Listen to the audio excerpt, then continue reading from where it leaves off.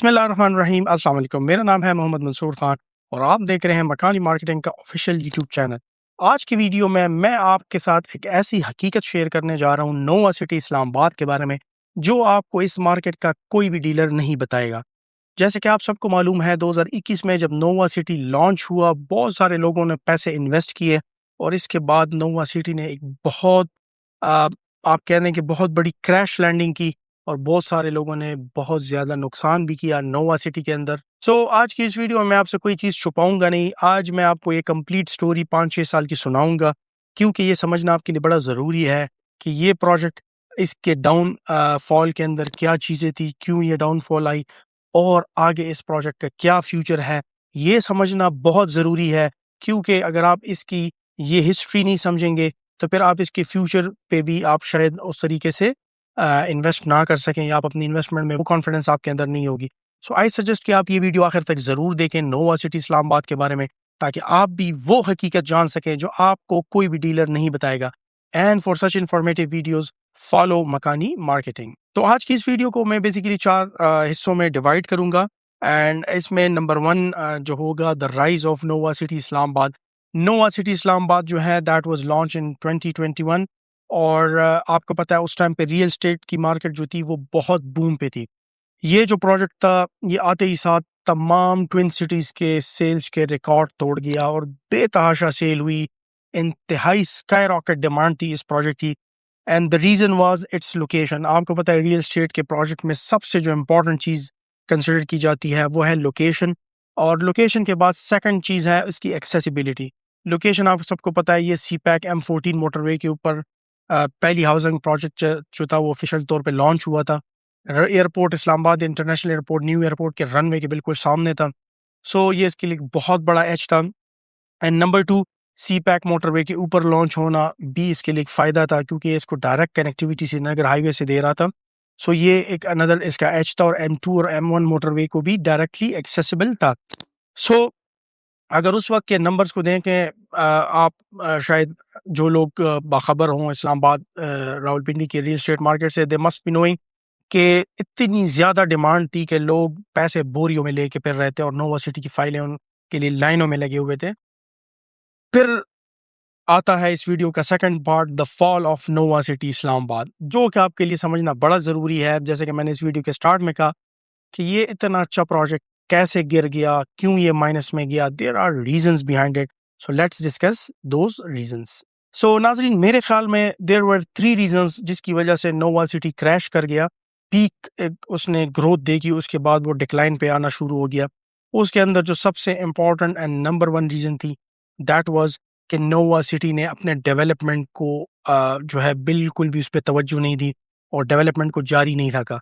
बल्कि इसके बजाय नोवा सिटी नोवा 1 लाहौर में हाई राइज के ऊपर चले गए और नोवा सिटी पेशावर लॉन्च कर दिया, जो कि दोनों अल्टीमेटली आप कह सकते हैं फॉर द टाइम बिंग दोनों फेल हो गए। हुआ क्या कि उससे नोवा सिटी इस्लामाबाद के ऊपर जो कंसंट्रेशन थी डेवलपर की या चौधरी जुनैद अफजाल साहब की, वो भी डिस्टर्ब होगी और डेवलपमेंट जो है वो बहुत ज़्यादा डिस्टर्ब हो गई थी। इसके बाद 2023 में नोवा सिटी पेशावर और नोवा सिटी इस्लामाबाद की डेवलपमेंट के लिए मैक्सन जैसे ज़बरदस्त कंपनी को हायर किया गया। लेकिन जब डेवलपमेंट के ऊपर नोवा सिटी ने फोकस किया, वहाँ पे बहुत अच्छी डेवलपमेंट हुई भी उस दौरान पे, तब रियल एस्टेट की मार्केट जो थी वो क्रैश करने पे आ गई थी, जिसकी वजह से नोवा सिटी के लिए वो डेवलपमेंट का लेवल सस्टेन करना मुश्किल हो गया था। अनदर रीजन वाज कि जैसे ही पीटीआई की गवर्नमेंट चली गई, तो आप लोगों को पता है कि रियल एस्टेट की मार्केट जो थी वो क्रैश कर गई और इन्वेस्टर का जो ट्रस्ट था या इन्वेस्टर का जो कॉन्फिडेंस लेवल था वो कम्प्लीटली क्रैश कर गया और ओवरसीज पाकिस्तानीज ने जो है अपनी इन्वेस्टमेंट निकालनी शुरू कर दी, जिसकी वजह से एक मैक्रो इकोनॉमिक फैक्टर था जो कि नोवा सिटी या किसी इन्वेस्टर के कंट्रोल में नहीं था, और वो सेकंड रीजन था प्रॉपर्टी के क्रैश की वजह से जो नोवा सिटी की मार्केट है वो भी क्रैश कर गई। द थर्ड रीजन वाज कि क्योंकि नोवा सिटी बहुत ज़्यादा बूम के ऊपर था, तो जब भी कोई प्रोजेक्ट बहुत ज़्यादा बूम पे चला जाता है, बहुत ज़्यादा उसकी हाइप हो जाती है और एनओसी भी अप्रूव था इसका, तो शॉर्ट टर्म इन्वेस्टर्स जो थे वो जंप इन कर गए और ज़ाहिरी बात है उन्होंने शॉर्ट टर्म प्रॉफिट लेना होता है। जैसे ही वो लोग अपना प्रॉफिट निकाल गए, वो मेन प्रॉफिट निकालते साथ ही नोवा से एग्जिट करने लगे। उस दौरान पे फिर कुछ और भी प्रोजेक्ट जो है वो ट्विन सिटीज़ के अंदर लॉन्च हुए और लोगों ने इस चीज़ को एक आदत बना ली कि रियल स्टेट जो कि बेसिकली लॉन्ग टर्म इन्वेस्टमेंट के लिए एक बेहतरीन और safe and secure investment consider की जाती है, लोगों ने इसको स्टॉक मार्केट की तरह शॉर्ट टर्म इन्वेस्टमेंट के तौर पे इसमें प्ले करना स्टार्ट कर दिया। And that was the third biggest reason कि नोवा से तमाम इन्वेस्टर जो हैं उन्होंने शॉर्ट टर्म प्रॉफिट हासिल करके एग्जिट ले लिया, and that cause the Nova crash. Now coming to the third part of this video, what has change so far. So अगर मैं बात करूं, as you all know, Rawalpindi ring road has completed. जो इसका लूप है वो बेसिकली नोवा सिटी के पीछे से ही गुजरना था, और उस टाइम पे इसका मैप लीक हो गया था, जिसकी वजह से नोवा सिटी ने बहुत हाइप पकड़ी थी। और अब उस चीज़ को कैपिटल स्मार्ट सिटी या फैसल टाउन फेज 2 वो कैश कर रहे हैं, विच इज़ देयर राइट। और इस तरह रवात से, जैसे आप लोगों को पता है कि रवात से लेके M2 मोटरवे तक रावलपिंडी रिंग रोड का ये पैच कंप्लीट हो चुका है, और जो फ्यूचर का इसका लूप है वो इस्लामाबाद इंटरनेशनल एयरपोर्ट के बैक पे गुजर के फतेह जंग एयरपोर्ट को टच करेगा as per the original plan. God knows better के आगे उसका क्या होगा, या पंजाब गवर्नमेंट उसके बारे में क्या डिसीजन लेती है। पोटोहार रीजन में इस टाइम पे जो CM पंजाब है मरियम नवाज साहिबा, वो डेवलपमेंट के ऊपर बहुत ज़्यादा फोकस कर रही है, और ये तमाम चीज़ें पब्लिक रिकॉर्ड के ऊपर है। ये मैं नहीं कह रहा हूँ, ये न्यूज़ कह रही हैं, आप जाके इसको वेरीफाई कर सकते हैं। और इसके अलावा कुछ ऐसे इंपॉर्टेंट डॉक्यूमेंट्स हैं जो कि हमें मिल चुके हैं, और उन डॉक्यूमेंट्स के बेसिस पे मैं ये बात कह सकता हूँ, नोवा सिटी का जो फ्यूचर है दैट इज़ एक्सट्रीमली ब्राइट, और बहुत ज़्यादा पोटेंशियल है इस प्रोजेक्ट के बारे में। वो कुछ ऐसी चीज़ें होती हैं जो कि मैं ऑन कैमरा नहीं बता सकता, बिकॉज चौधरी जुनैद अफजाल साहब से हमें उसके लिए परमिशन लेनी पड़ेगी। Once he will allow me, तो फिर मैं वो चीज़ें आपसे डिस्कस भी करूँगा, और इंशाल्लाह आपको स्क्रीन के ऊपर वो डॉक्यूमेंट्स दिखाऊंगा भी जो कि मेरे पास अभी अवेलेबल है। लेकिन आई वुड प्रेफर कि इंशाल्लाह जब राइट टाइम आएगा तो वो चीज़ें भी मैं आपसे डिस्कस करूँगा। But for the time being I can assure, क्योंकि वो ओरिजिनल डॉक्यूमेंट मैं अपने आंखों से देख चुका हूँ, and seeing is believing, so I believe कि a lot of things are going to change for Nova City Islamabad in the coming days. Now coming to the fourth part of this video, that is I have given it the name of the honest case. अब सवाल ये है कि क्या ये guarantee है कि Nova city Islamabad कामयाब हो जाएगा? उसके एक सिंपल मैं आपको जवाब दे देता हूँ। नोवा सिटी के बारे में मैं आपको बताऊँ कि नोवा सिटी नहीं बल्कि सारे प्रोजेक्ट्स में कोई भी बंदा आपको गारंटियाँ नहीं दे सकता, बिकॉज किसी प्रोजेक्ट का जो फ्यूचर है वो उसके development, NOC status, government, macro micro economic, बहुत सारे फैक्टर्स के ऊपर डिपेंड करता है।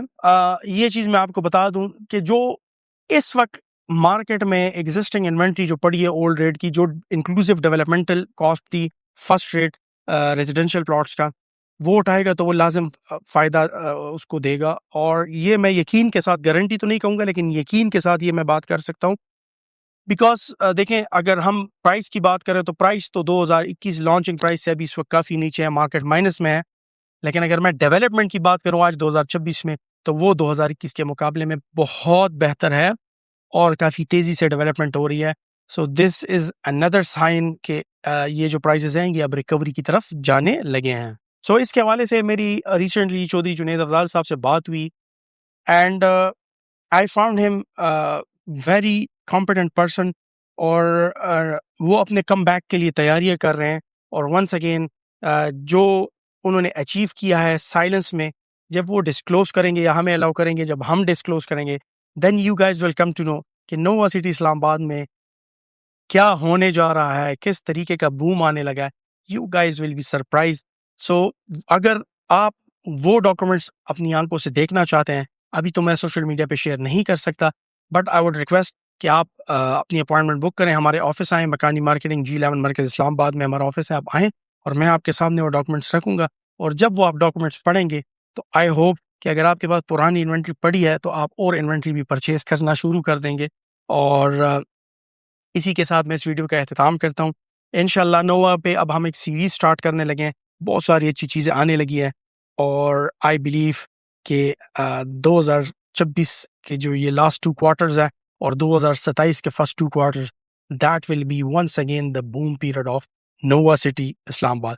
सो अगर आप भी ये डॉक्यूमेंट्स अपनी आंखों से देखना चाहते हैं, आई वुड रिक्वेस्ट यू कि you should book an appointment और आप विजिट करें हमारे G11 मरकज़ इस्लामाबाद ऑफिस में, एंड हम आपके साथ ये चीज़ें शेयर करेंगे, आपको दिखाएंगे, फिर आप देख के फैसला करें कि नोवा सिटी इस्लामाबाद में क्या होने जा रहा है। And other than that, twin cities के किसी भी प्रोजेक्ट में अगर आपने इन्वेस्टमेंट करनी है तो डू कंसिडर मकानी मार्केटिंग, क्योंकि जो हम आपको ड्यू डिलिजेंस करा के देंगे इंशाल्लाह, और जो इन्वेस्टमेंट हम आपको करा के देंगे इंशाल्लाह, वी विल इंश्योर कि आपको उससे फ़ायदा हो। Thank you so much. Allah हाफ़िज़।